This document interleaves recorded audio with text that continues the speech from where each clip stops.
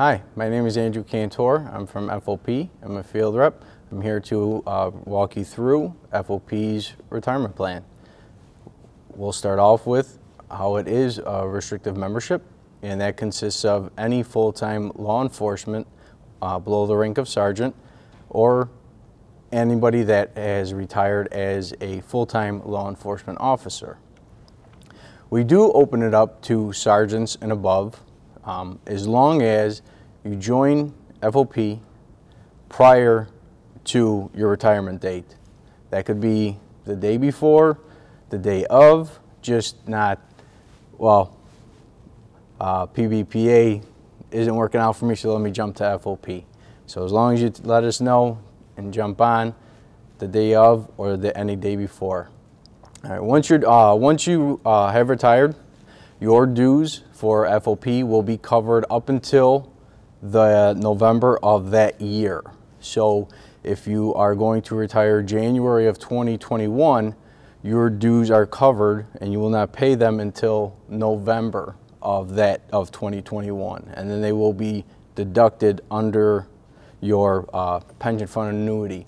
So if your November check happens to be just shy of $40 exactly, you could feel free to call us, but usually that's what our phone calls are for come November. And then at the age of 75, you are then carried for free for the rest of your life. And like I said before, you can authorize the pension board. When you put in your papers and go before the board, you can pretty much give them the authorization to take out the $40 on the November of every year for the dues for FOP.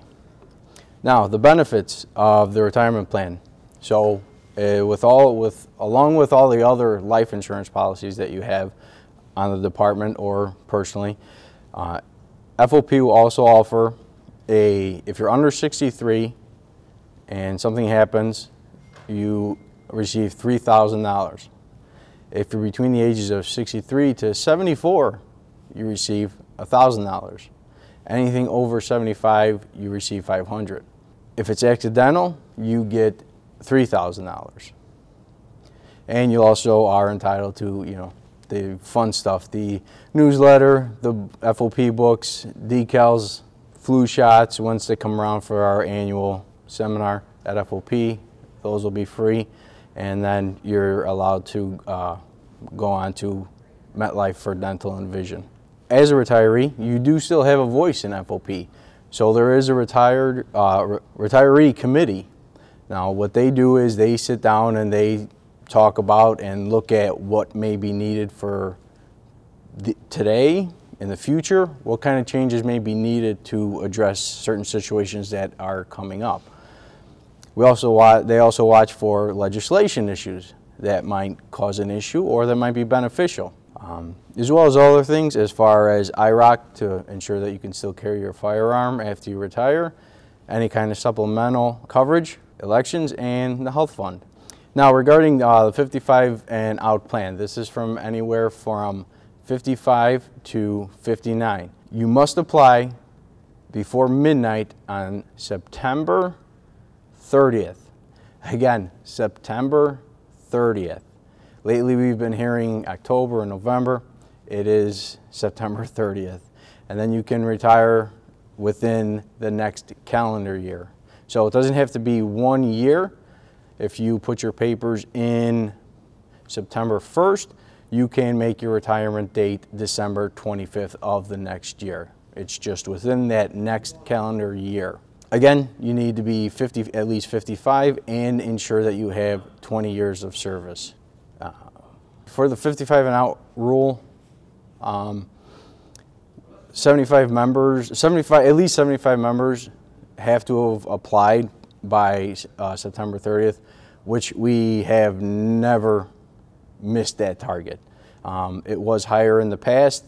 It's now been brought down to only 75 members have to apply. So that's something you don't have to worry about it. If we do drop below, you will have the opportunity to withdraw your retirement plan. So continuing on with the 55 and out. Cost of insurance, you get the exact same policy that you are under now. If you do 55 and out, the only thing you will pay is the 2% of your annuity. That is all. But you will stay with the exact same coverage that you are on now. As far as paying for this health care, since you are retired, there was a law passed, and as long as it stays in place, the acronym is HELPS. It stands for Healthcare Enhancements for Local Public Safety.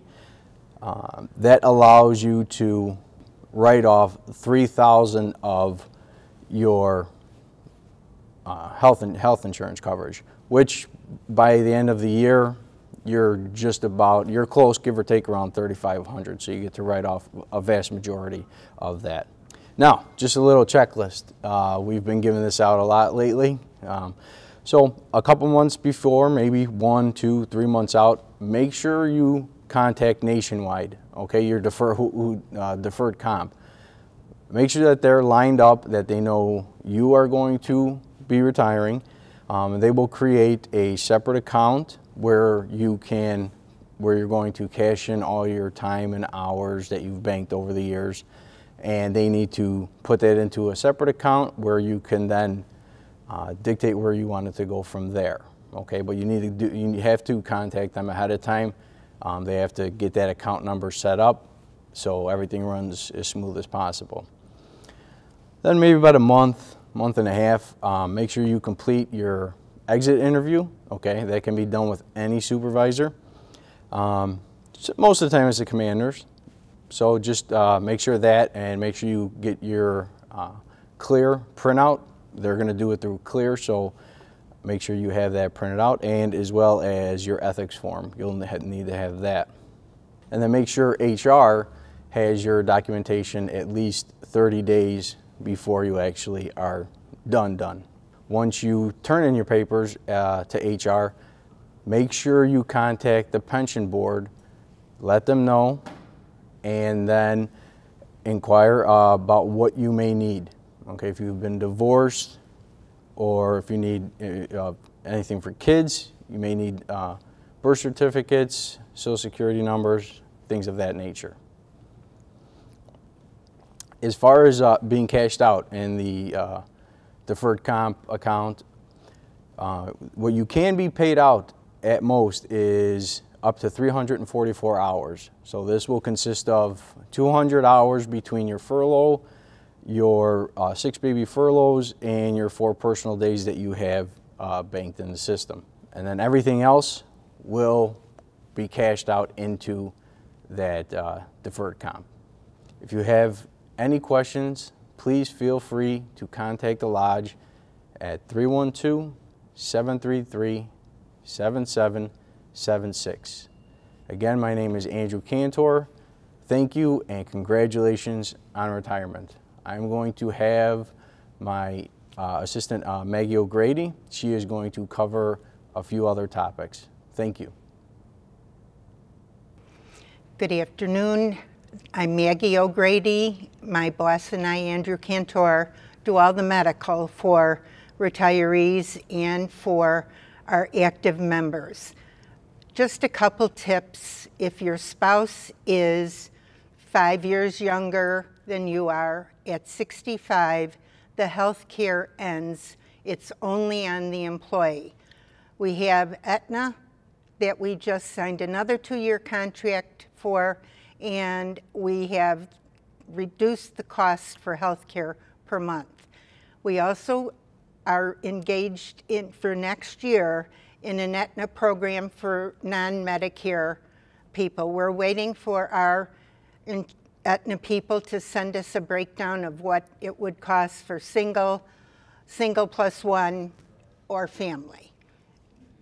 Please, if you're not a member, become a member, because we do a lot for our retirees, and our retirees do a lot for us. Thank you. If you have any questions, before you do anything or listen to please call the FOP. Thank you.